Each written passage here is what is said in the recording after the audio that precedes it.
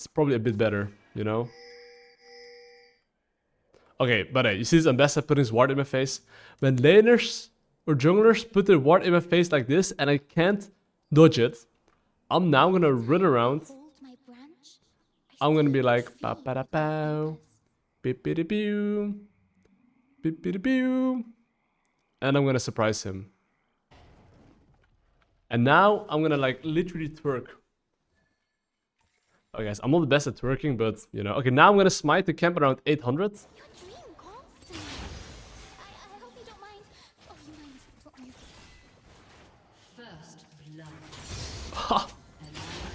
Okay, that guy just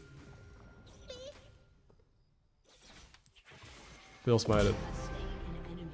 And now basically his game is over. And now it's GG well played. That's why you want to twerk before you invade, guys. It always works. Bro, these guys putting wards in my face. Fuck you, dude. Finally found a way to counter people putting a ward in my face. Little dogs. And now, right, the thing is that after you successfully invade them, the most important things like press base, spend your gold, clear bot to top. Of course, get a dark seal, don't forget.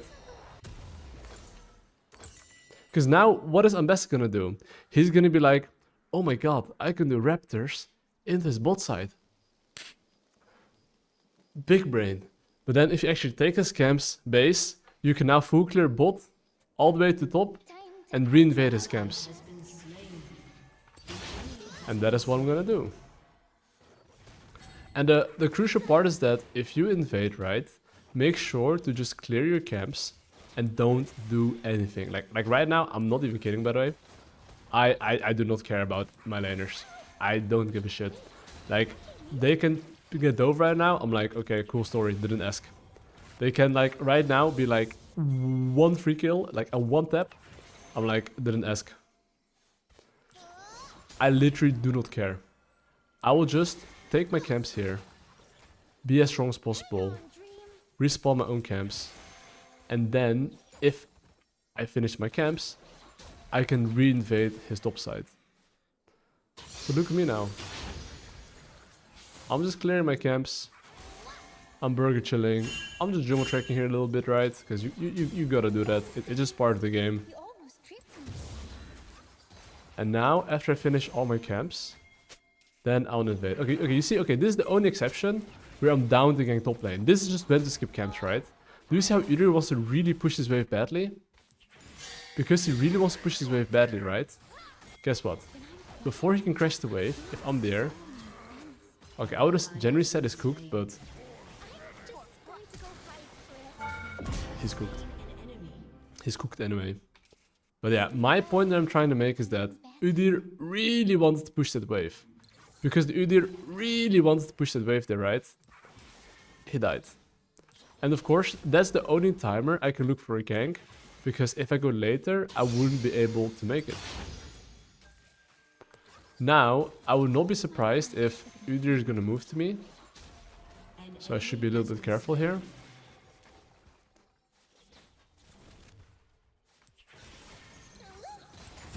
Okay, got him.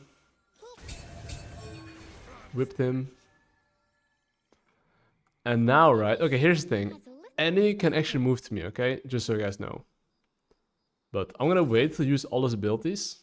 1, 2, 3. Now he lets the guard down.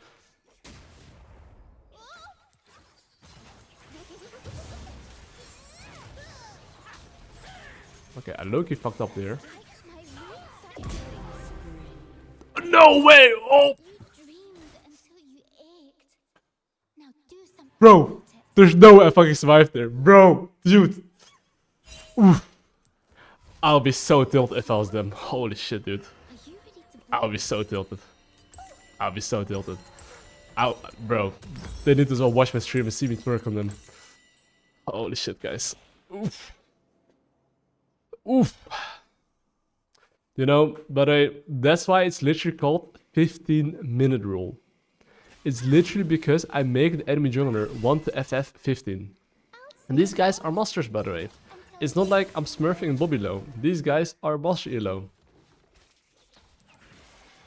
Bro, they're not having a blast. And now I'm just gonna full clear into his top side. So do you see how his blue buff is spawning in 20 seconds? If you have the choice between invading doing your own camps or enemy camps, my recommendation is almost always to do the enemy camp. And why is it better? One, because you deny the enemy jungler from killing your lanes. Two, you're the one initiating the play. So how does it ever make sense that if you're the one initiating the play, that the enemy laners can respond faster? That is not normal, right? So if you ping your laners in advance, hey bros, how about you guys push and move? They should usually be faster. Not always. I want you to realize that even if you ping, don't rely on them. My smite is stronger. And look, my Cassio is first. How do I know my Cassio is first? Because I'm the one that communicated first to my laner. And the only way the enemy jungler can respond to this is basically by understanding that he's about to get invaded and ping his laners in advance. But it's a gamble. He doesn't know if he's gonna get invaded or not. I mean, the way I've been playing, there's a pattern, so hopefully he realizes that there's a very high probability he is gonna get invaded. But you get the idea, right? And now, after you invade him, right, you can do the Narnia strategy. You can basically take, okay, I was gonna say 1 tower shot.